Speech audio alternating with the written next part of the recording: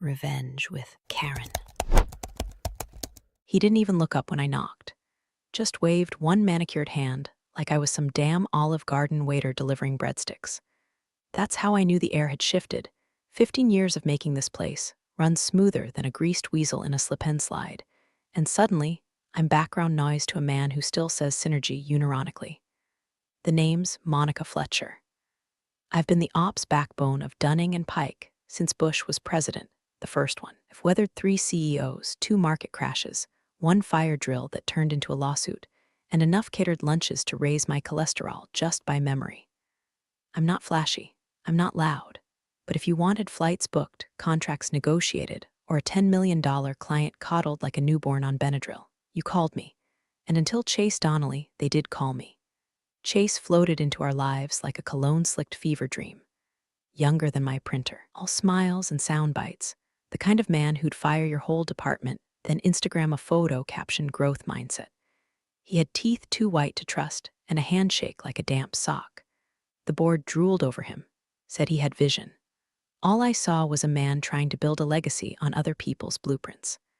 Now look, I'm not one to interrupt your scrolling, but if this story's got you already gripping your mug like it's a stress ball, do me a solid. Tap that like button. Maybe even subscribe. 97% of folks just listen and vanish into the void like unpaid interns. It takes you 1 click and helps our team more than you know. All right, back to the wreckage. Things didn't implode all at once. It was a slow drip, like a leaky faucet that eventually floods your whole damn kitchen.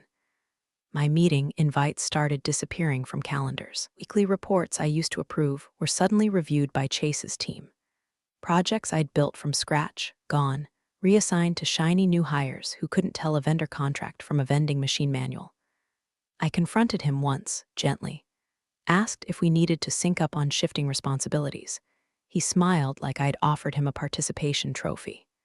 "Oh, Monica," he said, fake chuckle loaded like buckshot. "You've done great things. We're moving into a new phase now. Agile, streamlined, bold." That's when it clicked. I wasn't being included in the new direction. I was the old direction. 15 years of loyalty, of smoothing egos and fixing messes before they became headlines, now being politely euthanized by a man who still called women gals during HR briefings. I started keeping notes.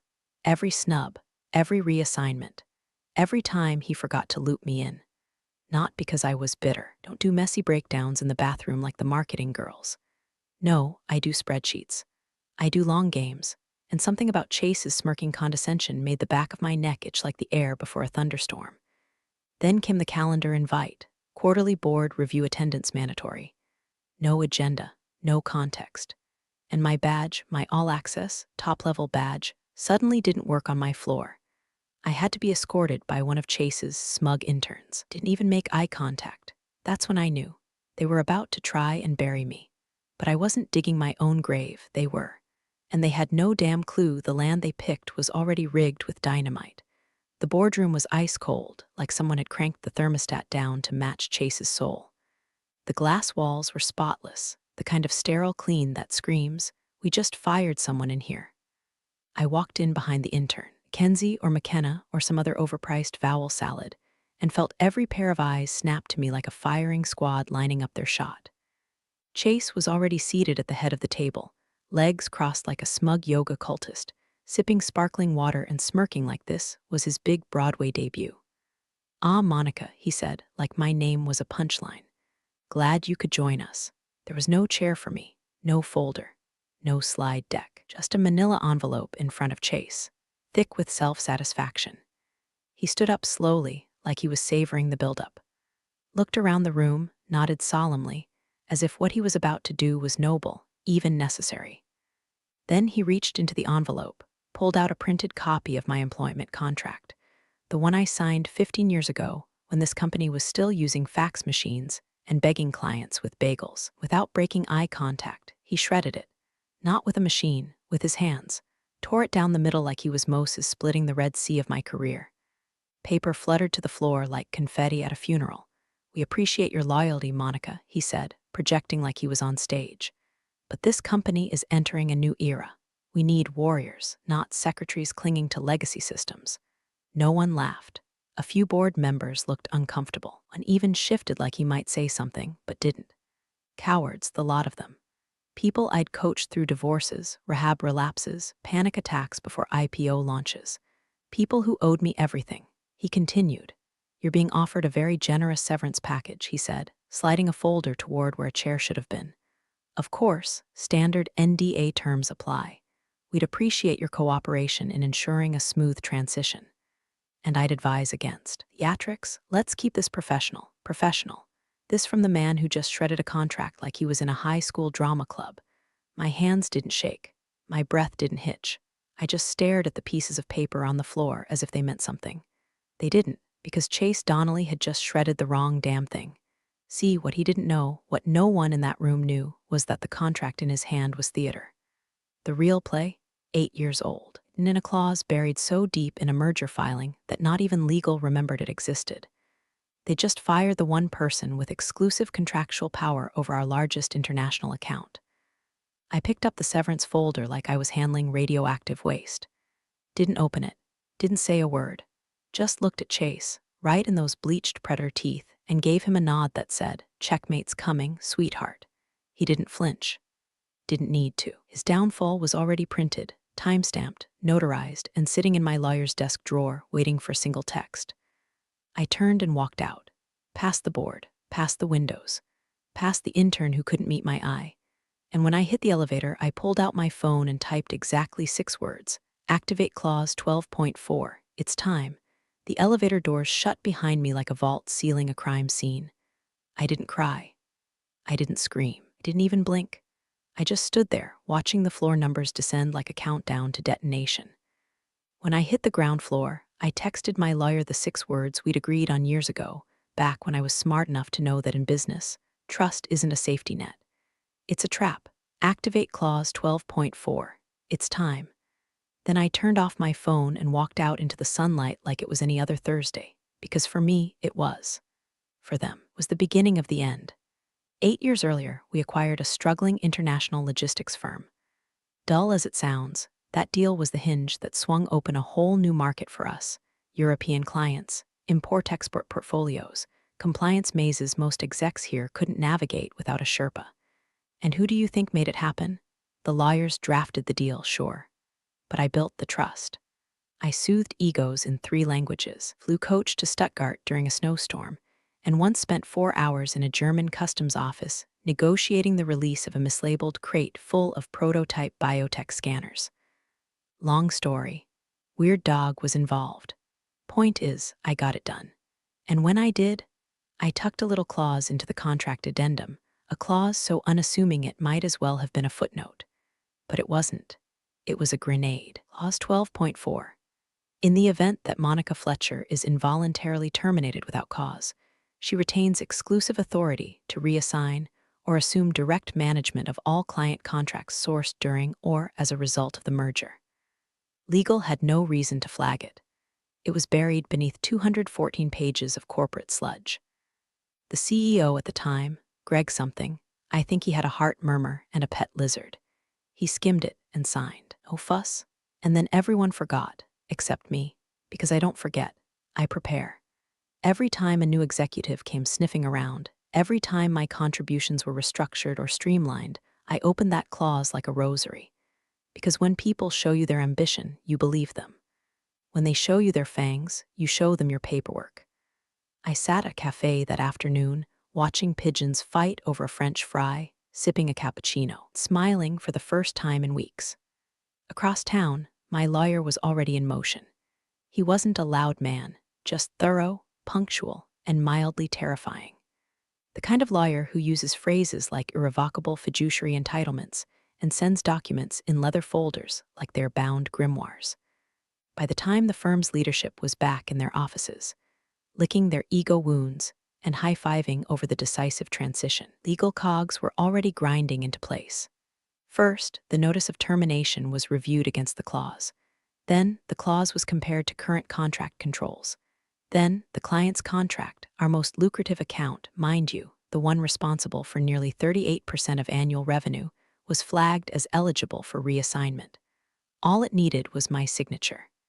And the client's consent. Spoiler alert, they adored me, because unlike Chase and his swarm of glassy-eyed yes-men, I remembered birthdays. I solved problems at 2 a.m. without needing a Zoom call. I saved them a fortune when their freight got stuck in Rotterdam last year. I once smuggled a diabetic exec a box of insulin pens after customs flagged his carry-on. I was the relationship. And now I was free, not fired, freed. That evening, I pulled the old contract from my home file cabinet. The original, yellowed at the corners, smelled like toner and vindication. I ran my fingers over the embossed notary seal, everything they built on top of my foundation. I could shake it loose with one clause and a client's signature. Let Chase have his moment. Let him soak in the applause from the board, thinking he'd conquered the old guard. He hadn't fired a secretary. He'd pissed off the architect in a law office that looked more like a gentleman's smoking club than anything involving subpoenas. Dark wood, whiskey decanters, shelves lined with books no one's opened since Nixon resigned. I brought the contract in a Ziploc bag like it was evidence in a homicide, and in a way it was. Murder weapon, arrogance. Victim, Chase Donnelly's career. My lawyer, David Rothman, didn't speak for the first 2 minutes. Just flipped through the clause like he was reading scripture. His eyebrows didn't move. That's how I knew we were good. You ready to end this? He asked without looking up. I was ready 8 years ago, I said, and so it began. Step 1 was legal notification, invoking Clause 12.4. That meant alerting the compliance team of the European conglomerate, Van der Straeten Holdings, that effective immediately, the existing client management contract was subject to reassignment. Chase wouldn't be notified until they replied. Step 2 was the trust test. Would they follow me? Let's rewind a second. Van der Straeten wasn't just a client, they were the client. Think 8-figure accounts, quarterly renewals the size of most firms' annual budgets, and enough logistical spaghetti to make Homeland Security nervous. For 5 years, they never once spoke to anyone else at Dunning and Pike. Not legal, not billing, not even Chase's precious strategy team. Me, always me. That kind of trust doesn't get built on PowerPoints. It gets built in Frankfurt hotel lobbies at 3 a.m. with bad espresso and worse news about customs delays. It gets built when you personally overnight a CEO's lost passport and book his nanny a separate flight. I'd carried them through crisis after crisis, never asked for applause. They owed me nothing, but I knew they'd follow. When I finally spoke to Jan Willem, their executive director of operations, he didn't even let me finish before interrupting. They terminated you? He asked, sounding more offended than I felt. Without warning, without cause, I said, but it's handled. Clause 12.4 is in motion. I just need a signature. There was a pause, not long, maybe 3 seconds, and then send it. We'll be happy to continue working with you. Just like that, the balance tipped. Signed, my lawyer filed.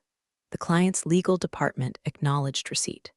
The contracts, their contracts, were now under my independent management, all before Chase even knew what he'd done. Meanwhile, in the ivory tower of Dunning and Pike, Chase was strutting through the halls like a prom king headed to his coronation. He'd been telling everyone loudly that he was about to lock in the Van der Straeten account for the next 5 years. Even had one of the junior partners working on a flashy pitch deck full of buzzwords like disruptive leverage and cross-market agility. The renewal pitch was scheduled for the following Monday. I circled the date on my calendar and wrote one word beneath it, extinction. But until then, silence. I didn't gloat. I didn't post cryptic LinkedIn rants.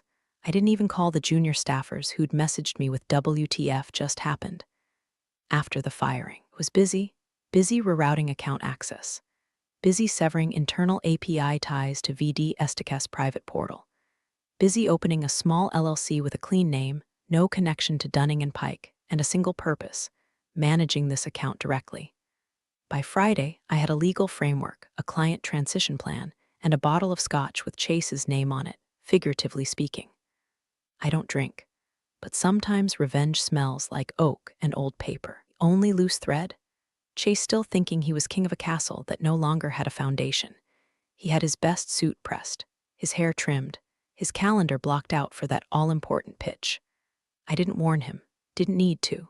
Let him walk into that meeting thinking he was the hammer. He was about to learn he was the nail.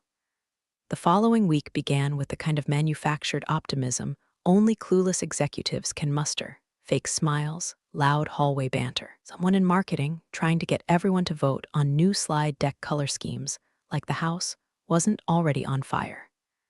Chase strutted through the office Monday morning like a man headed to a coronation. Fresh suit, Bluetooth in one ear, bragging to anyone within range that Vander Straighten was as good as signed.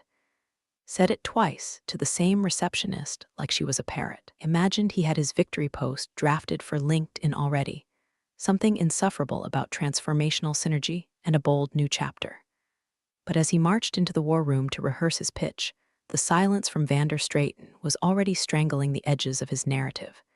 They hadn't confirmed the final meeting time.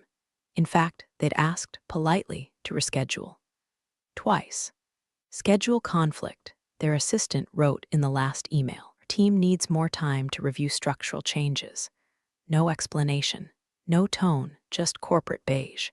Chase thought it was a negotiation tactic, said so in the prep meeting. Typical Euro play, he chuckled. They love the drama. He had no idea the drama wasn't coming from across the Atlantic.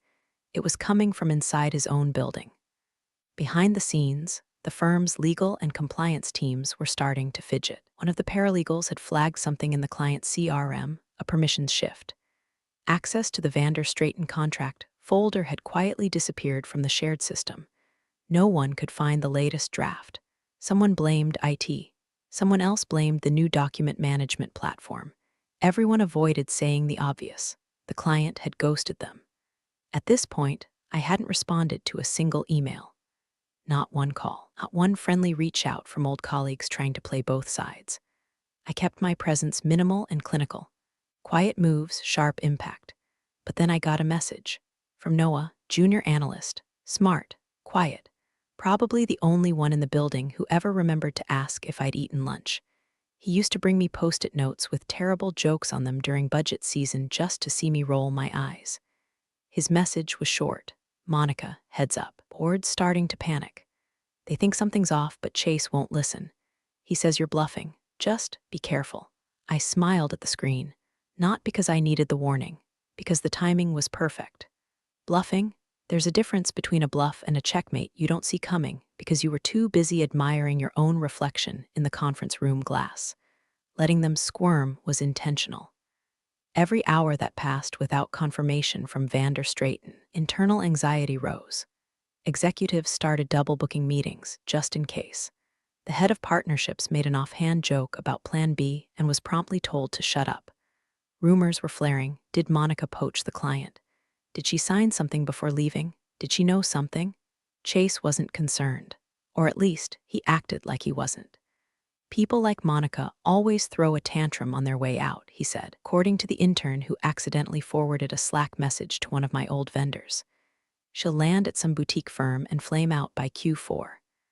Let's not waste oxygen. That boutique firm, it already existed, registered under my maiden name, fully operational, one client, one purpose, and flaming out? Let's just say the only thing on fire was the bridge behind him. Still, I let the string play out. One more calendar reschedule, one more vague email from Vander Straighten.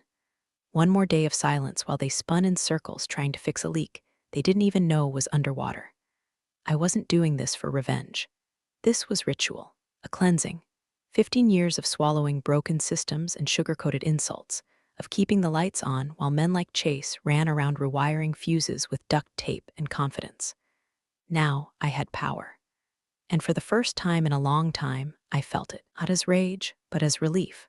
Cold, clean, controlled. He thought he'd buried me, but all he did was dig a grave and jump in first. The email hit the CFO's inbox at exactly 9:03 a.m. Subject line, formal reassignment notification, clause 12.4 activation attachments, 4 PDFs. Tone, surgical. The first PDF outlined the clause. The second documented Monica Fletcher's termination, time-stamped and signed. Third, Vander Straighten Holdings confirmation of reassignment. The fourth, a contract, clean, final, already executed, naming Monica's new firm as the exclusive account manager. No warning, no wiggle room, just a scalpel through the firm's jugular. By 9:08, the CFO had stumbled into the boardroom pale as printer paper. By 9:12, 2 directors were on speakerphone with legal. one muttering something about irreparable exposure. By 9:20, Chase Donnelly finally checked his phone and realized he wasn't walking into a pitch. He was walking into a funeral. I was already 2 steps ahead, sitting in my lawyer's office, sipping peppermint tea like I didn't just pull off the cleanest decapitation in Dunning and Pike's history. David, my lawyer, was thumbing through a hard copy of the signed transition paperwork, nodding occasionally like a priest, reading someone's last rites. Chase called me at 9:27. The call rang once, then twice. I let it go to voicemail, let him sweat, let him feel the silence stretch like a noose. Then he texted, "Monica, let's talk. I didn't realize the full picture. I think we got off on the wrong foot. I'm open to revisiting things. Let's explore new opportunities, maybe even your own division. You've always been a key player." I read it once, then handed the phone to David. He didn't even blink. As typed back, "Mr. Donnelly, all communications regarding this matter must now go through counsel. Please direct future inquiries to our office." Then he silenced the phone. Back at the firm, the dam cracked wide open. 40% of annual revenue gone. Vander Straighten had pulled everything: logistics contracts, consulting agreements, back-end data access. Access codes were revoked. The internal client dashboard now read, "Account terminated per reassignment." Slack channels, panic became policy. One exec accidentally pasted what the actual FK is this into the company-wide announcements thread. Someone else tried to delete it. Too late. Investors were already pinging. Why wasn't this flagged? Why wasn't Monica retained? What is Clause 12.4? The board, previously starstruck by Chase's swagger, now looked at him like he'd pissed in the company's punch bowl. Questions flew. Who reviewed the merger documents? Why wasn't there a retention clause? How did she walk out with the account? Chase kept trying to spin. "We're exploring strategic alternatives," he stammered in a hastily assembled town hall. This is a temporary setback, but his hands were shaking. His shirt was a little too damp, and nobody believed a word he said, because this wasn't temporary. This was severance with precision. Behind the scenes, I had already hired 2 former colleagues, since the firm had foolishly laid off last quarter, to help onboard the account to my firm. They were thrilled, said it felt like a jailbreak. I wasn't gloating, not really, but I was satisfied. Because in the span of a week, Chase had gone from smug puppet master to panic damage control monkey. His empire, built on charisma and assumptions. Mine, built on fine print and patience. And now, the only communication he'd get from me came in 12-point font, wrapped in legalese, signed, sealed, and hand-delivered with a smile that said, "You should have read the damn contract." By Thursday morning, the panic wasn't just inside the boardroom. It had spread like mildew through the walls of Dunning and Pike. What started as whispered questions turned into open rebellion. Slack channels lit up like Christmas. Words like bonus freeze, client implosion, and potential restructuring leaked into every conversation, no matter how many HR emails tried to plug the holes. People weren't stupid. They knew something massive had broken, and not in a glitch in the CRM kind of way. This was a structural failure. Something below the surface had snapped, and now the building was leaning, creaking, waiting to fall. The whispers turned into resumes, quiet exits, networking coffees. By noon, 3 mid-level managers had already reached out to me. One email simply read, "If you're hiring, I'm ready to jump, and I'll bring 3 clients with me." Another, from a marketing director I barely knew, attached a PDF resume and said, "Honestly, I just want to work somewhere that respects competency again."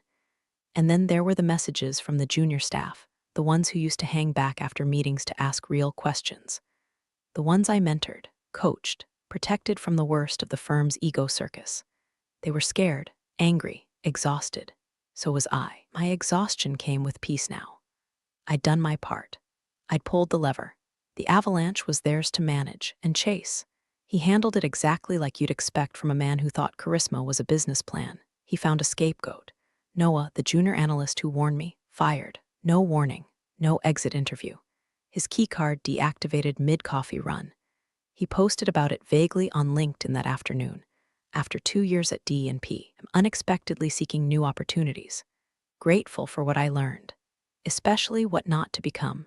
Chase, meanwhile, was melting down behind closed doors, according to the texts I kept getting from inside. Screaming matches with compliance.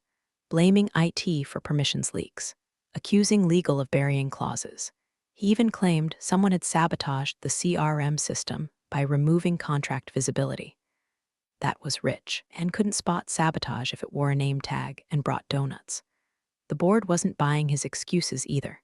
They were quietly meeting in smaller groups now. No more collective confidence. Just fragmented loyalty and frantic calculations. Can we survive this? Can he survive this? Should we call someone else in? I imagined Chase could feel it. That slow isolation of a leader outlived by their own delusions. But I wasn't there to see it. I was on my porch, wearing the hoodie my niece bought me last Christmas. Ask me about logistics, I dare you.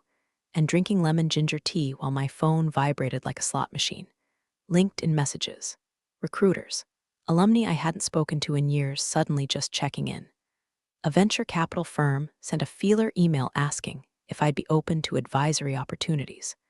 Apparently news traveled fast when 40% of your revenue vanished with a notarized whisper. I didn't gloat. I didn't respond. Not yet. I just watched it unfold like slow-motion justice. No screaming, no scandal. Just the consequences of arrogance landing exactly where they were supposed to. For 15 years, I'd cleaned up other people's messes. Now, for the first time, I was simply letting one happen. And it was beautiful. The email came in on a Sunday night, subject line. Emergency board meeting stakeholder advisory presence requested. Tried to dress it up like I was being honored with a seat at the grown-up table. Like I should be flattered. What they meant was, we're bleeding out and need to know how deep the knife went. The meeting was set for Monday morning at 8:30 sharp. Boardroom 6A. Formal attire preferred. Attached was a new NDAs and a note requesting I limit commentary to contractual clarification and post-termination transition cooperation. I forwarded it to David with one line, "You coming?" He replied in under a minute, "Wouldn't miss it for the world." We arrived early. I wore slate gray, sharp, clean, not a thread out of place. No flashy jewelry, no dramatic lipstick. Just enough presence to make them uncomfortable, not enough to let them accuse me of gloating. I looked like what they'd always claimed to want, a professional. David came in right behind me, briefcase in hand, dressed like every corporate villain Chase had ever underestimated. We walked in to find the board already seated, half of them pretending to read notes, the other half pretending not to watch me. And then there was Chase. He looked like he hadn't slept, tie crooked, under-eye bags like suitcases, that perfect CEO hair drooping just enough to betray the unraveling. He tried to smile. Failed. "Monica," he said with a brittle voice. "Thanks for coming. I'm glad we can clear some things up." I didn't sit yet. Neither did David. Chase stood and immediately launched into a monologue clearly written in a mirror that morning. There have been irregularities, serious ones. A sudden reassignment of our most vital client. Legal exposure we were not adequately prepared for. Frankly, actions taken without full transparency. The clause in question, if it exists, is being examined for potential breach and intent to undermine firm stability. His voice cracked on stability. He glanced at the board for support. Found none. Then he looked at me, still standing, still silent.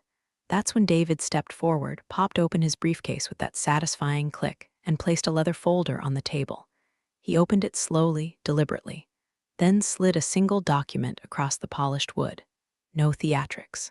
No speech. Just one paper, face up, top page marked with a neon yellow highlighter and a red notary seal. Clause 12.4. Time-stamped. Executed. Initialed on every page by the firm's old CEO, Monica Fletcher, and the representative of Vander Straighten Holdings.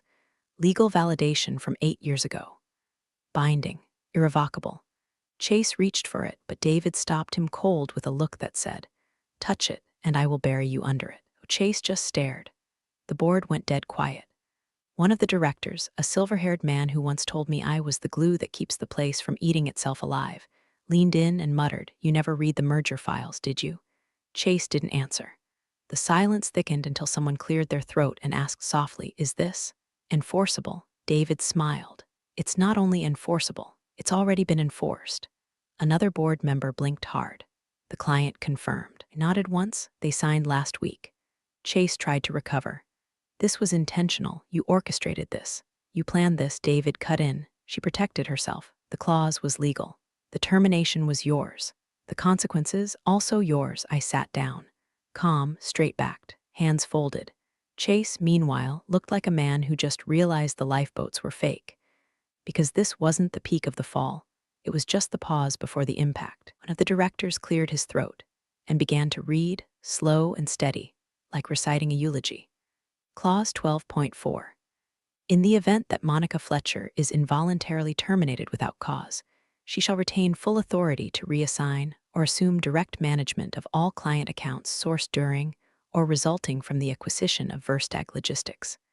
This clause is non-transferable, non-revocable, and requires no additional approval once invoked. Silence. Movement, no defense. Just the soft rustle of paper and the sound of Chase Donnelly's career bleeding out onto the boardroom floor. The same silver-haired director from before whispered, mostly to himself but loud enough for all to hear, "You never read the merger files." Chase didn't blink, didn't breathe. And then it hit him, not just that I was right, but that I'd been waiting. That I'd designed this safety net long before he even knew what company letterhead looked like. That this wasn't a lucky escape. It was an engineered detonation, years in the making, precision-timed and pressure-sealed.